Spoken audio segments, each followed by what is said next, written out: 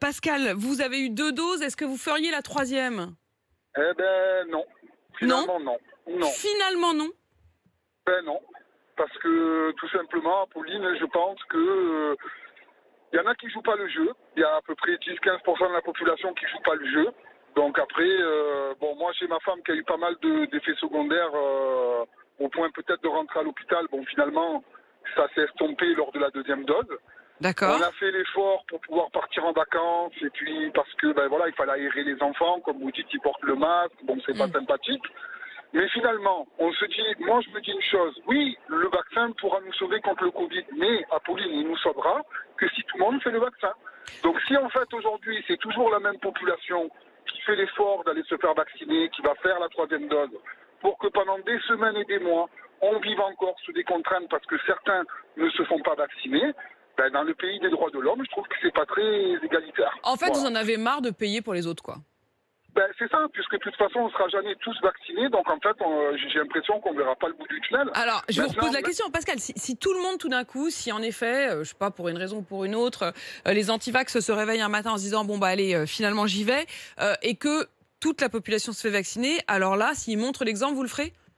Ah oui, là, si demain, le président de la République dit, voilà, bon, maintenant, c'est assez duré, on veut s'en sortir, vaccination obligatoire, là, avec aucun problème, je vais me faire vacciner comme les premières doses.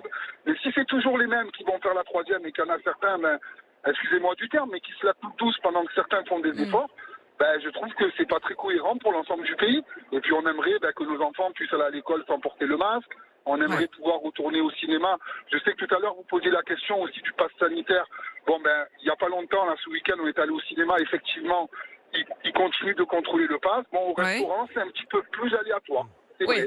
Bon, alors au cinéma, comme de toute façon, ils vérifient le ticket, c'est pas si compliqué de demander en même temps le pass sanitaire. Vous avez été voir quoi, Pascal?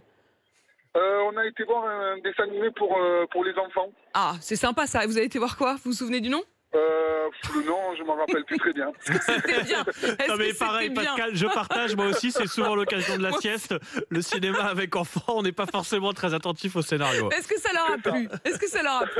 Oui, ça leur a plu, et puis il a plu tout le week-end, donc ça les a changés un petit peu. Donc il fallait. En effet, même à Aubagne, il a plu tout le week-end. Pascal, quand même, juste une dernière question, parce que je vois sur ma fiche, si vous avez dit vrai, que vous avez 36 ans, de toute façon, vous n'êtes pas encore éligible à cette 3e dose. Vous vous posez des questions, mais un peu en avance. C'est-à-dire que je l'ai fait, je crois, sur le mois de mai, le mois de juin, avant que ce soit obligatoire pour les vacances. Ouais. Donc je crois que les 6 mois vont arriver, je crois, à partir du mois prochain ou à la fin du mois de décembre. Donc la question commence à se poser. Voilà. Oui. Donc vous avez anticipé et vous vous êtes dit, votre femme pareil, elle fera pas la 3e dose? Si, on aimerait la faire. Mais après, comme je vous dis, si c'est pour qu'on soit toujours les mêmes à le faire, je trouve que c'est pas très cool, quoi. On aimerait tous en sortir et reprendre une vie normale. Et alors, on continuera à aller au cinéma en montrant notre passe sanitaire.